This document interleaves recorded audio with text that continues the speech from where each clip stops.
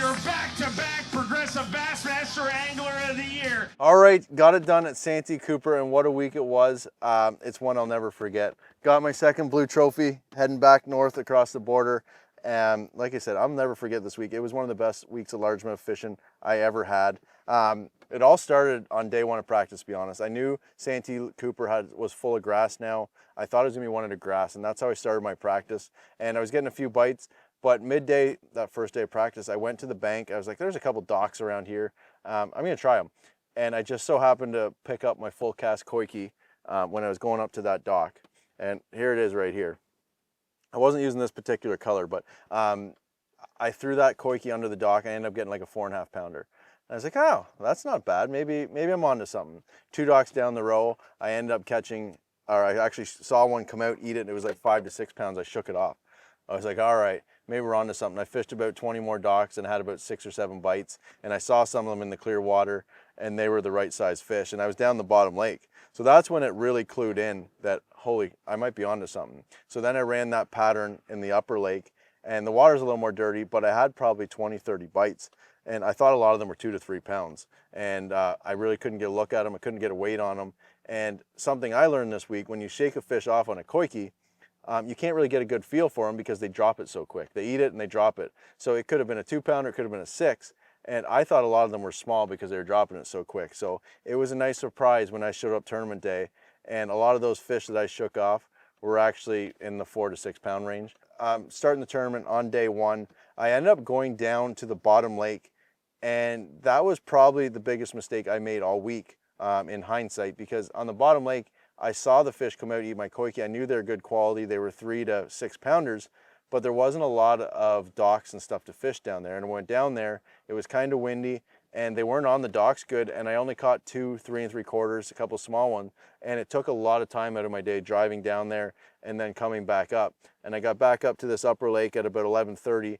I ended up catching 3 good ones, kind of settling in, getting that 20, 21 pounds, having a decent day. So then day 2 of the tournament, I said, I'm not going to the bottom lake again because that kind of stunk. So I fished all the water I fished on day 2 of practice, where I shook off all the fish. And in the first hour, I pulled up to one dock, and on that dock, I caught a 5 3/4 of one cast. The next cast, I caught a 7 pounder, and that took the pressure off on day 2. And then I just said, all right, I'm in the cut.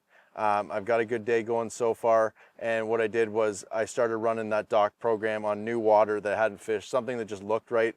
I'd look on my Garmin graph and I'd find docks that looked like they were in 3 to 8 feet of water, and I would just fish them. And there was no pressure on me. I knew I had a good weight so far, and I ended up weighing 32 pounds. I just couldn't do anything wrong. The momentum was rolling, and it was a lot of fun that day. So I knew what I needed to do on day 3. I ran that same pattern. I started on the dock where I caught a 5 3/4 and a 7. I started there, and on my second cast, day 3, I ended up catching a 5 pounder. Just took the nerves away, and I just thought, hey, I'm just get to go fishing. It's gonna be a good day. And everywhere I went, I was just getting the right size fish. And I was fishing water I fished on day 2, and then I'd also fished some new stuff. And it seemed like the new water I was fishing was actually better for me. Stuff I'd fished previous days and caught some fish on, I didn't feel like it was reloading good, especially the main lake stuff. So if I ran new water, those fish would bite, and it was fresh fish. And then I had another great day with, I think I had 29 pounds on day 3.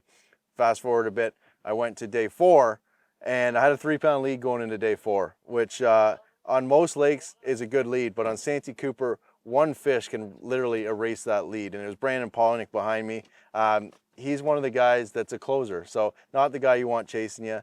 And he had 2 29-pound bags, and he had 1 off day. So I thought I was gonna have to catch a minimum of 25 pounds to win this thing going into day 4. And I started on the same dock and ended up catching a 5 pounder on my second cast. So I thought, all right, takes the nerves away. Now I'm just gonna go fishing. I only need 4 more good bites, and I had 8 hours to do it.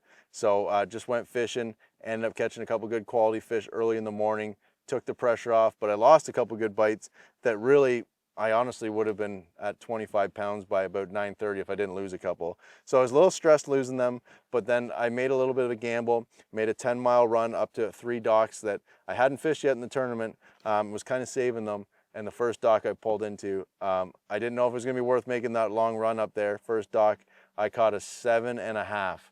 and it's a fish I'll never forget. I skipped way under this dock, and it was in between a bunch of poles, and I set the hook and that thing didn't even move. It felt like I was hooked on bottom, and all of a sudden it just starts head shaking under there. It was wrapped around 3 or 4 different poles. My line was one way, the fish was jumping 10 feet the other way under the dock, and it was all wrapped up. The thing that saved me was with a koiki, when they eat the whole thing, the whole bait is in their mouth. So when they're swimming around the post and stuff, at least the hook's not getting hooked on the post, and that's when you lose them.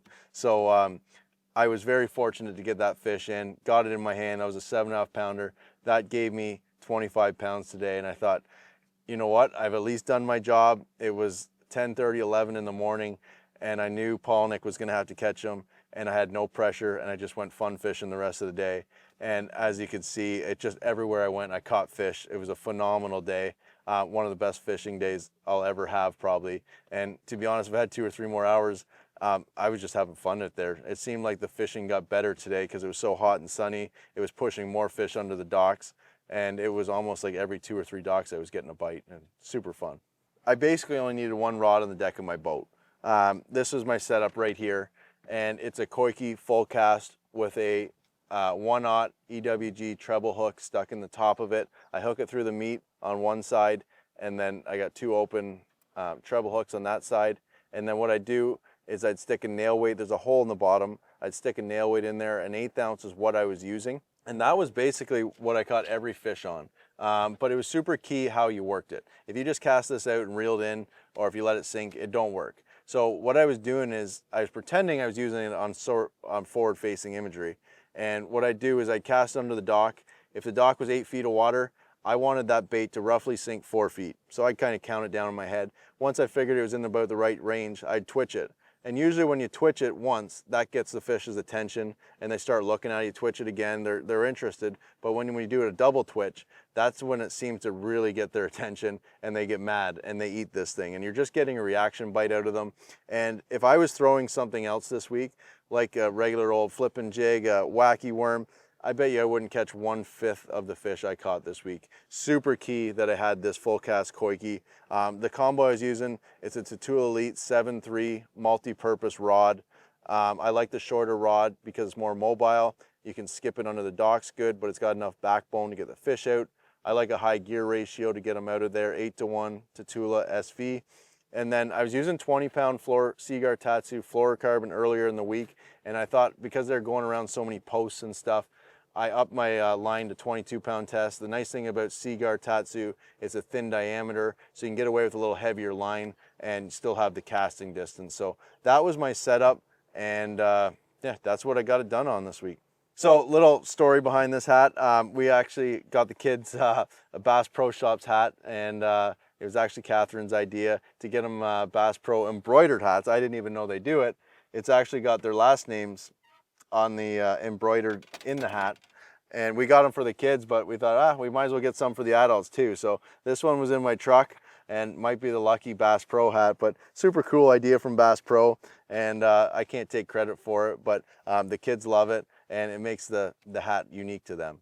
If you watch any videos, you'll see me, the whole key to this pattern was covering as much water as I can, but still being efficient fishing it. So I would pull up to a dock, I'd pull down on the side of the dock typically, because if I go to the side of the dock, I could skip my bait through the dock. On the fronts of the docks, there was a lot of cross pieces of wood, but if I go to the side of the dock, it was basically hollow, and I could skip my bait all the way through the dock, and that's how I could present my bait through the whole dock and be as efficient as possible. So what I do is I'd fish a dock, I'd put my power pole move on high, go around the dock, and I'd get the Ranger around the dock, and then I'd get around that dock, I'd go on high to the next one, and it might be a 10, 30-second trolling motor ride, but as soon as I get up to that next one within casting range, I put the power poles down. That would lock me down on the side of the boat. And the nice thing about a Ranger, it's so stable. It's honestly the best fishable boat there is on the market. You can rock back and forth with your weight, and it's the most well-balanced boat there is. And I'd skip that bait under that dock 2 or 3 times on the side, and then if I didn't get a bite, I put the poles up, put the trolling motor on high, go around that dock again, and go to the next dock. So I was trying to cover as much water as I can, and I didn't want a lot of dead time in between docks. I wanted to have that bait under a dock as much as possible. Chris Johnston conquers this tournament. A century belt for your back-to-back Progressive Bassmaster Angler of the Year.